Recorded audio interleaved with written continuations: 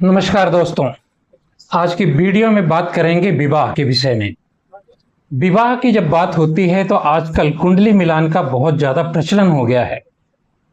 पहले के जमाने में कुंडलियां बहुत ही कम मिलाई जाती थी, सिर्फ संस्कार देखे जाते थे परिवारों के। लेकिन आज के युग में अगर आप देखें तो विवाह होने के बाद विवाह चलने की समस्याएं बहुत ज्यादा है।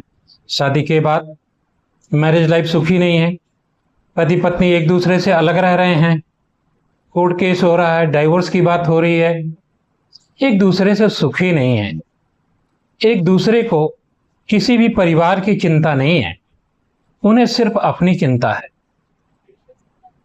तो हम कुंडली को कैसे मिलाएं कि हमारा जो जीवन है, वैवाहिक जीवन है, आगे का जो जीवन है वो 100% अच्छा हो।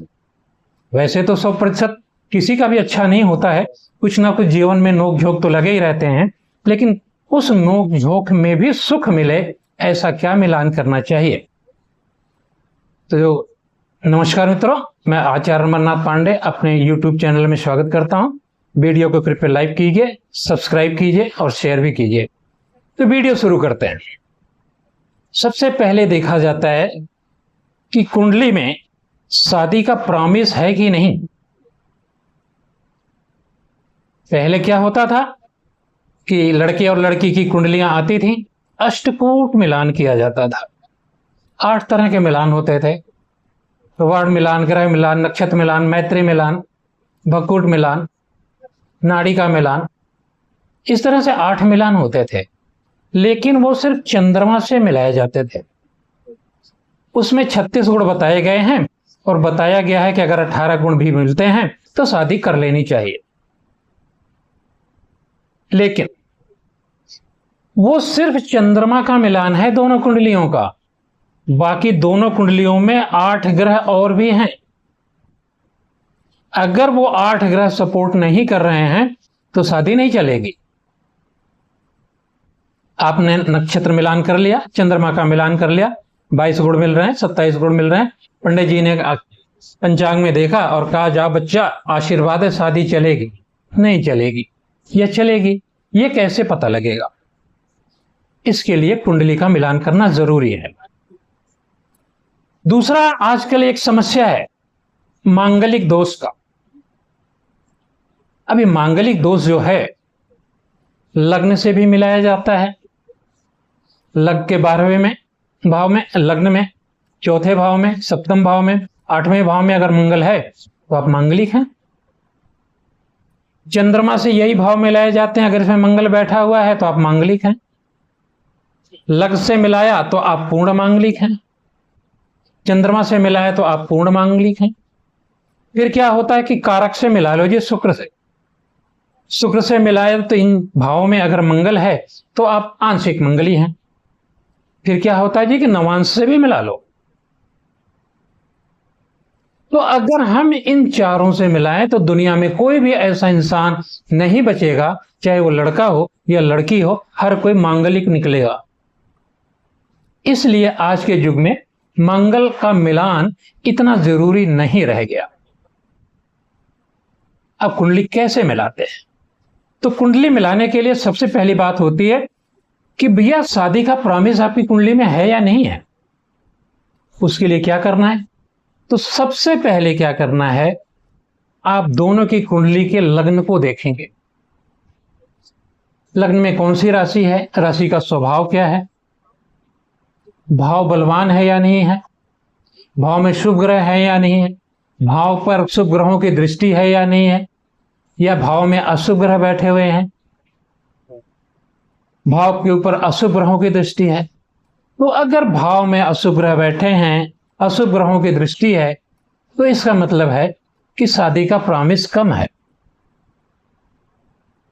अब उसके बाद क्या देखते हैं कि क्या इनका मन है शादी करने का। तो अब देखते हैं लग्न के लग्नेश को कि लग्नेश कौन सा ग्रह है। वो शुभ ग्रह भी हो सकता है, अशुभ ग्रह भी हो सकता है। अगर वो ग्रह शुभ भाव में बैठा हुआ है, शुभ ग्रहों से दृष्ट है, तो आपका शादी का मन है। अगर वो लग्नेश अशुभ भाव में है, अशुभ ग्रहों से दृष्ट है, अशुभ संबंध में है, तो फिर आपका मन नहीं है।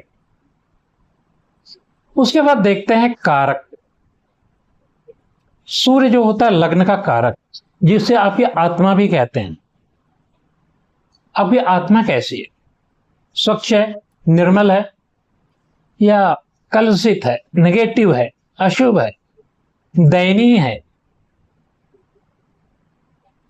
ये लड़का लड़की की कुंडली में पहले चेक कर लिया तो यहां से पता लग जाता है, हाँ ये दोनों की शादी की इच्छा है। अगर शादी की इच्छा है तो क्या होगा? तो अगर आपका लग्नेश अशुभ भाव में है, अशुभ ग्रहों से पीड़ित है, तो शादी नहीं होने देगा। अगर आपकी इच्छा नहीं है और लग्नेश अशुभ भाव में है, अशुभ ग्रहों से पीड़ित है, तो आपकी शादी फटाफट हो जाएगी। अब उसके बाद क्या देखते हैं? अब उसके बाद देखते हैं कि विवाह का चार्ट होता है जिसे D9 चार्ट या नवमेष चार्ट कहते हैं। नवमेष कुंडली देखते हैं, वहां पे सबसे पहले उसका लग्न देखते हैं। अब वो जो लग्न है, शादी उसकी होनी है। अब लग्न अगर शुभ ग्रह का लग्न है, वहां पे शुभ ग्रह बैठे हुए हैं, तो बहुत अच्छा है। अगर वहां पे अशुभ ग्रह आ गए, अशुभ ग्रहों की दृष्टि आ गई, तो भी ठीक है। अगर वहां कोई अशुभ ग्रह बैठा, अशुभ ग्रह की राशि है और वो अशुभ ग्रह उसको देख रहा है, तो भी शादी बहुत बढ़िया चलेगी। लेकिन अगर वहां कोई शुभ ग्रह बैठा हुआ है और दो अशुभ ग्रह देख रहे हैं, तो भी नहीं चलेगी। तो ये लड़के लड़की की कुंडली में दोनों को देखना पड़ेगा। चलिए यहां पे एक देखते हैं कि चलो हमें 50% मिल गया दोनों का, तो हम कहते हैं अभी आगे बढ़ो। उसके बाद हम देखते हैं कि आपका सुख है कि नहीं। शादी करेंगे तो आपको शादी का सुख जीवन में है या नहीं है। तो अब आप क्या करेंगे? जो लड़के के नवमास का D9 चार्ट का 4th हाउस का लॉर्ड है, 4th हाउस उसका सुख है, उसका जो स्वामी ग्रह है वो लड़की के नवमांश में कहां बैठा? अगर वो केंद्र त्रिकोण में बैठा हुआ है तो बहुत अच्छा है, तो सुख मिलेगा उस लड़की से। अगर वही सुख है इस लड़की के नवमांश में 6, 8, 12 में बैठा हुआ है, तो लड़की से आपको दुख मिलेगा। यही हम लड़के के कुंडली में देखते हैं कि लड़की को सुख मिलेगा या नहीं। तो लड़की के नवमांश चार्ट का जो सुख का स्वामी है, 4th हाउस का जो लॉर्ड है, उसको लड़के के नवमांश कुंडली में लेके आओ और वहां पे देखो कि वो केंद्र त्रिकोण में है, शुभ भाव में है, शुभ ग्रहों से दृष्ट है, शुभ ग्रहों से युक्त है, शुभ संबंध बना रहा है, तो लड़का बहुत केयरिंग होगा, सारे सुख देगा। लेकिन अगर वही 6, 8, 12 में है तो फिर केयर नहीं करेगा, शादी चलेगी। इसके बाद हम क्या देखते हैं? परिवार, जो पिछले जमाने से होता चला आ रहा है, सनातन से।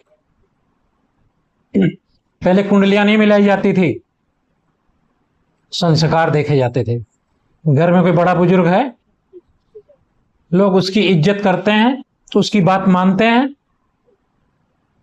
तो अगर परिवार में आपके बड़ों की इज्जत है, संस्कार है, बड़ों की आज्ञा मानते हैं, तो आंख मीच के शादी कर देना चाहिए, कुंडली मिलाने की जरूरत ही नहीं है। क्योंकि वो बड़ा जो है, जिसकी सब लोग इज्जत करते हैं, वो संभाल लेगा। तो यहां पे फिर हम परिवार के लिए दूसरा भाव देखते हैं। तो नवमांश कुंडली का जो दूसरा भाव का स्वामी है, उसको आप पार्टनर के नवमांश में लेके आओ और वहां देखो उसकी स्थिति क्या है। 8, 12 में है या केंद्र त्रिकोण में है, शुभ भाव में है, अशुभ भाव में है, शुभ कर्तरी में है, पाप कर्तरी में है, शुभ संबंध में है या अशुभ संबंध में है। यहां अगर शुभ मिलता है तो बहुत ही बढ़िया शादी चलेगी। क्योंकि परिवार में संस्कार भी हैं। उसके बाद क्या देखना है, आपका जन्म के समय आपकी दशा क्या थी, किस ग्रह की दशा में पैदा हुए हैं, वो ग्रह वो नक्षत्र आपके पूरे जीवन में काम करेगा। बाकी तो दशाएं बदलती रहेंगी, अंतरदशा बदलती रहेगी, प्रत्यंतर दशा बदलती रहेगी, लेकिन वो दशा तो फिक्स है, उसका प्रभाव पूरे जीवन में होता है।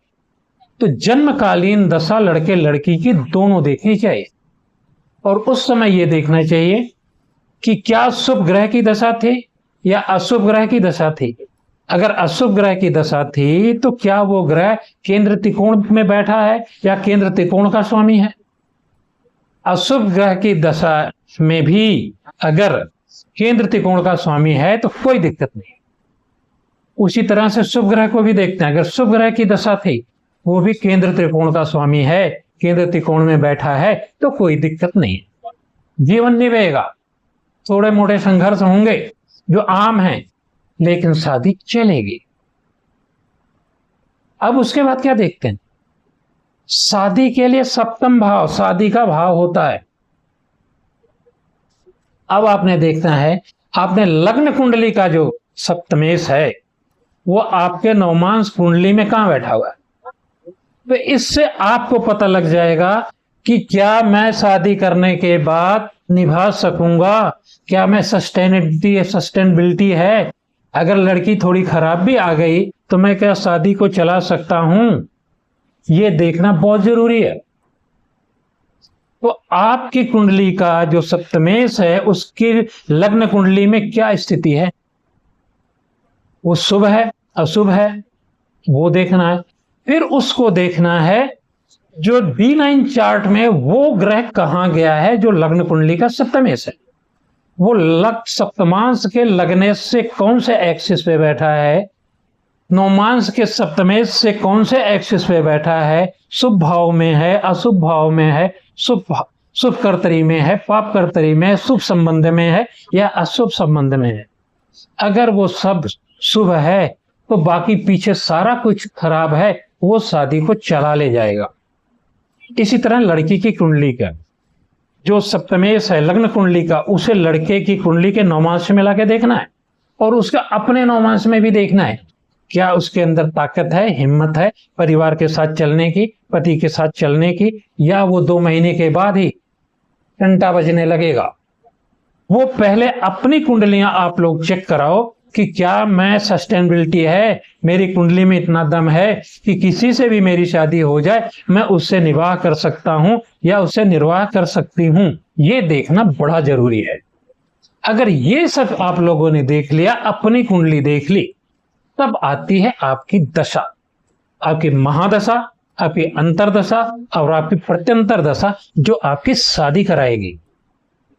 अब ये तो हमने आपको बता दिया कुंडली मिलान इस प्रकार से करते, और शादी कैसे होती इसके विषय में अगले वीडियो में बनाएंगे कि आगे आपकी शादी फिक्स होगी नहीं होगी, इससे शादी हो सकेगी या नहीं हो सकेगी।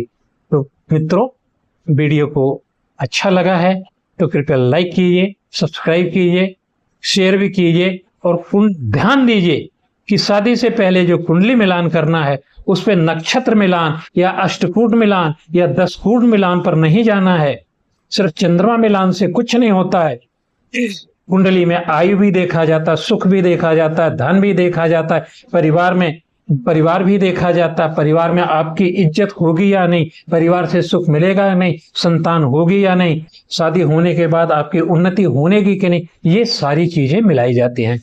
तो मित्रों, लाइक कीजिए, सब्सक्राइब कीजिए। बहुत बहुत धन्यवाद।